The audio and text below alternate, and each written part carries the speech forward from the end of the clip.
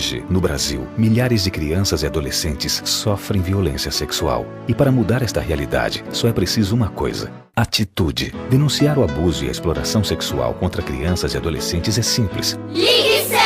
A ligação é gratuita e pode ser feita das 8 às 22 horas. Sem o seu apoio, não existe proteção. Denuncie. Ligue 100. Brasil. Quem ama, protege.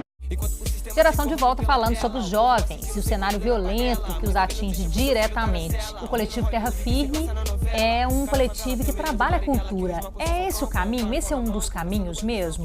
Então, uma vez eu estava discutindo com algumas amigas exatamente sobre isso.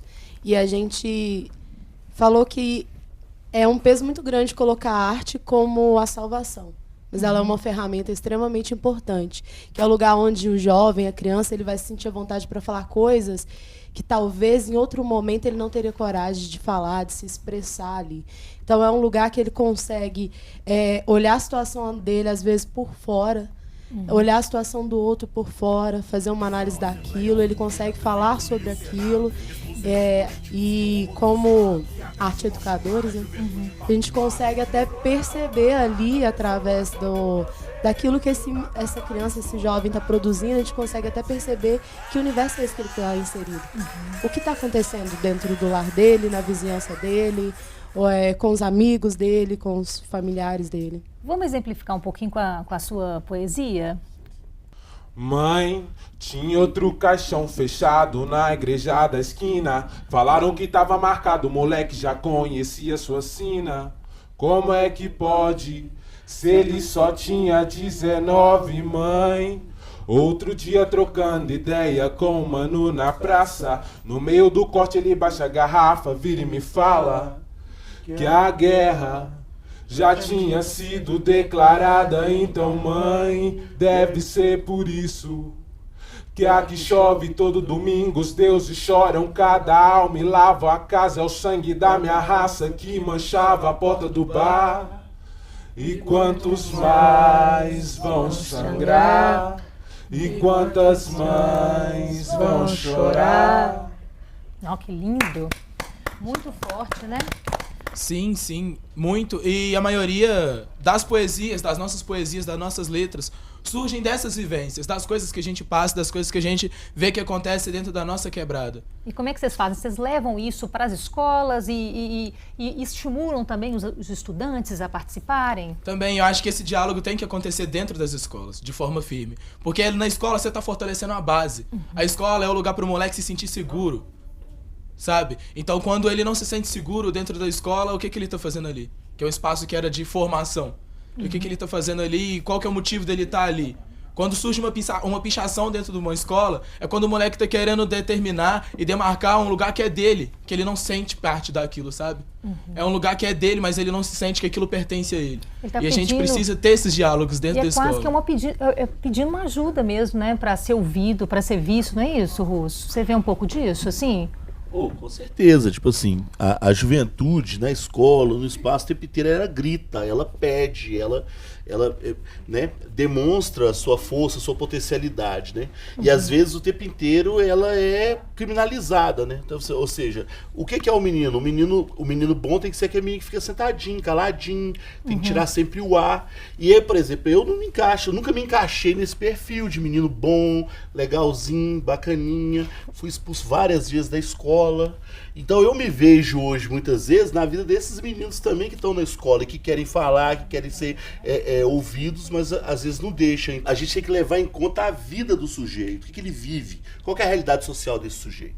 Eu, como educador, o tempo inteiro eu me preocupo com isso. Não adianta nada eu querer ficar ensinando para ele português ou matemática, se no barraco dele ele está preocupado se o irmão dele vai tomar um tiro no beco, ou se está em momento de silêncio na comunidade. Se você não perceber isso enquanto educador, o espaço desse sujeito, e estimular, ou seja, trazer aquele sujeito para a realidade que você está vivendo e compartilhar essa vivência com ele, você não consegue educar ele. Então eu parto sempre desse princípio. Primeiro é ouvir, enxergar, observar, escutar, coração aberto, ouvir, para depois a gente começar a iniciar a fazer algum trabalho. E é isso que a gente tem feito no coletivo desde então, nesses 3 anos. Como que o poder público pode ser parceiro nessa escuta e com os coletivos, com os movimentos sociais? Eu acho que a gente tem um desafio cultural que é associar a juventude e violência, né? Acho que é uma primeira associação que se faz e que a gente precisa desconstruir, né? Assim, até porque esse sujeito ele é visto muito pela ótica do problema e a gente não consegue compreender ele no todo, né? Na sua inserção comunitária, na sua inserção familiar, nas suas demandas reais, né? E sociais. Então, acho que isso que o Russo traz, né? O elemento da escuta, ele é fundamental para que a gente construa políticas que, de fato, interfiram, contribuam e modifiquem, sabe, essa condição juvenil. Não sei se eu falo, muitas pelas cidades que queremos já vem desenvolvendo um trabalho muito forte, principalmente nessa questão de mobilização, de trazer a comunidade, trazer a juventude, dialogar. Grande parte dessa galera que faz parte desse processo vem construindo isso junto com a comunidade e as pessoas estão começando a se sentir presentes também até na própria política, na própria participação coletiva, e isso são experiências super interessantes também, que eu acho. Ô, Nive, como é que você virou, como é que nesse contexto todo, né, de arte educadora, você virou também poetisa? Você começou também, sempre a poesia foi o seu caminho de expressão? Era eu, enquanto jovem, querendo fazer a minha travessia de uma maneira que fosse menos violenta, assim. Exposta a essa violência também? Super exposta, região metropolitana, às vezes no nosso município a gente não consegue aí acessar o básico, que é estudar, e aí vinha para Belo Horizonte estudar, vem para Belo Horizonte trabalhar, e aí nesse processo sempre refletindo, muito sozinha, calada, refletindo o porquê dessas questões todas, e eu acho que a arte foi um processo de colocar um espelho assim de frente para mim, de eu me ver, de eu perceber em qual contexto que eu estava inserido, o quanto que eu ser mulher, eu ser lésbica, eu ser negra, quanto que essas questões elas iam me atravessar na minha rotina o tempo inteiro. E aí a poesia eu acho que ela chega para colocar um braço que seja menos violento para eu caminhar assim. É uma possibilidade de passagem que humaniza.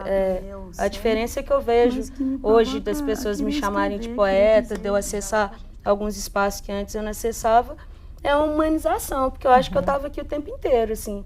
A diferença é que a partir da arte o meu corpo foi humanizado e aí tem importância se está sendo violentado ou não. Só para a gente encerrar uma última pergunta, esse bloco, como é que a gente vê essa questão dos agressores? Quem são os agressores? Os agressores vão vão muito além de quem pega a arma? Isso é uma questão fundamental, né? Porque muitas vezes a gente enxerga apenas um elemento da situação de violência, né? E aí quando a gente vai ver, por exemplo, muitas vezes esse agressor, essa pessoa que produziu uma violência, ele vem reproduzindo todo um sistema de violência. E muitas vezes violência que ele viveu. Então, muitas vezes, aprendeu somente uma linguagem violenta, educar a partir da violência, fundamentalmente, né? Quando a gente está falando de condições dignas de vida, né? Enxergar que o preço de uma passagem, né? Que muitas vezes o pulão ele tem a ver com o valor da passagem, com uma não circulação, de entender que muitas vezes a depredação de um espaço público, por exemplo, tem a ver com o horário de circulação de ônibus, e esse menino é obrigado a ficar no centro até determinado horário para conseguir pegar outro ônibus, né? Então assim, a questão é bem mais complexa, né? Tem diversas situações que o Estado está também, né? Bacana, processo. gente. Ó, a gente faz uma rápida pausa, te deixa com um trecho da entrevista produzida pelo jornal digital Nexo com a ativista e mestre em filosofia política Djamila Ribeiro. Ela reflete sobre a violência racial no Brasil e a importância de dar espaço de fala às políticas afirmativas. Vamos ver. Todo mundo tem um lugar de fala e não é uma coisa individual. Todo mundo pode falar sobre tudo, só que eles vão falar de lugares diferentes, porque estão posicionados socialmente em lugares diferentes. Então não tem como discutir economia sem discutir racismo, não tem como discutir transporte, habitação sem discutir racismo, sem discutir sexismo. Mas eu penso que um tema que é urgente e necessário de se discutir no Brasil e que não tem como a gente não fazer é o debate do genocídio da população negra.